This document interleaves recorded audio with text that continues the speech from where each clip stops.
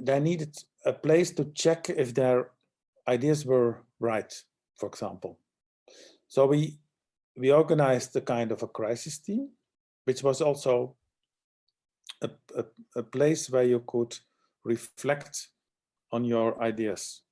So and it goes like people like in the south of Holland were confronted in the beginning with a very fast growing impact because a lot of people got infected.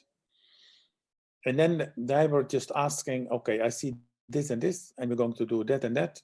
Do you think, according to the researchers we found, this is the right thing to do? That was enough. So to support them in that way, not to say you have to do this or you have to do that. No, it was just the other way around. So start with what you think is the best solution at that moment. And what we saw was that there was a lot of resilience in all these teams.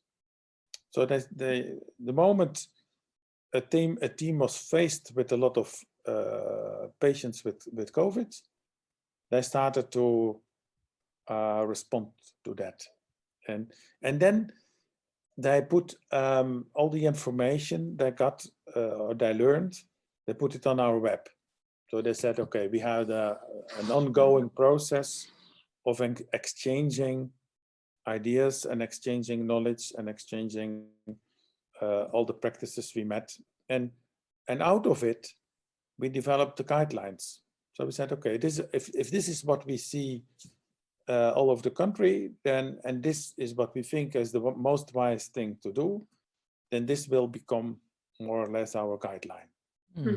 So, and from an organization point of view, Jos, if you say we set up a crisis team, is it a nurses standing up like I want to be in that crisis team, or how does that work? It was more or less based on a coincidence that we said if we have different kinds of knowledge in the team, then it will be most effective. So it was not, the nurses are just working in their teams, and most of these nurses, they want to help. Nurses always want to help. But if they are in the team, the focus is on patients. But we had some people who were doing projects. We had somebody who had a study, was an epidemiologist. The one who's responsible for the IT development, creating a community. So there were different disciplines. Different disciplines. So we said, and we had at the end, I think, 12 people. It was also very practical that we said, like we have with the other teams, it should not be too big. So because then the flexibility goes away. And I was also part of this crisis team, but not as a dominant person. I was just listening and see what I could do to. So, and sometimes it was about money, because when we had to order a large amounts of tests or large amounts of safety materials, then it was about, okay, can we afford this? Where do we get the money from? Because it was about millions of euros what we ordered. So creating comfort and creating support helped a lot. But at the end, it were the teams who did it all and who responded on what's happening in their environment. And what we saw was that was a difference with all the other organizations we saw in Holland. Because what we saw was that a lot of organizations said, now we need to command and control. So we need to direct our because people. It's crisis. And then you see that this idea about this kind of leadership is leading completely to the opposite you want to achieve.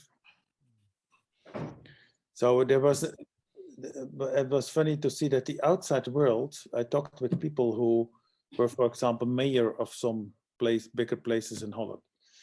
And they said it was nice to see that your teams and your nurses just went on with their work.